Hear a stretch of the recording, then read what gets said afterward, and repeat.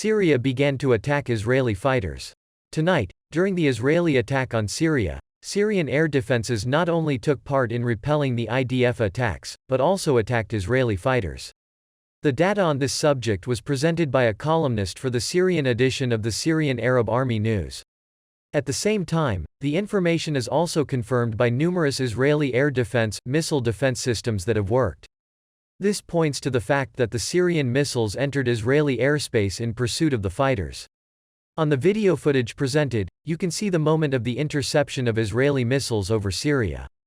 At the same time, according to data available to the Avia.pro news agency, the Syrian military managed to repel all the strikes.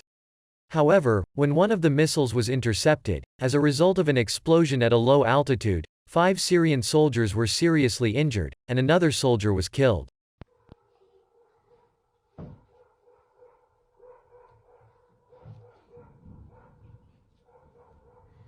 However, according to a columnist for the Syrian Arab Army news, Syrian air defense systems fired several missiles at Israeli aircraft, which chased Israeli fighters even in the airspace of Palestine and Israel. Although they failed to hit the targets, presumably, the missiles were intercepted by Israeli air defense, missile defense systems, (ED).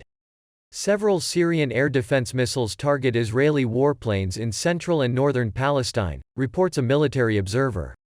The IDF has not yet confirmed the Syrian attack on its fighters, although after that the Israeli military urgently curtailed its operation and tried to strike from the ground. The Israeli army and the Jewish media are lying about what happened inside occupied Palestine. Not one missile, but many missiles were fired at Israeli warplanes in the north and central part of Palestine. This attack forced them to flee towards the sea and the enemy was forced to use surface-to-surface missiles to continue their attacks, adds a source. Given the remoteness of Palestine from Damascus, from where the strikes were launched, the Syrian army probably used the S-200 systems.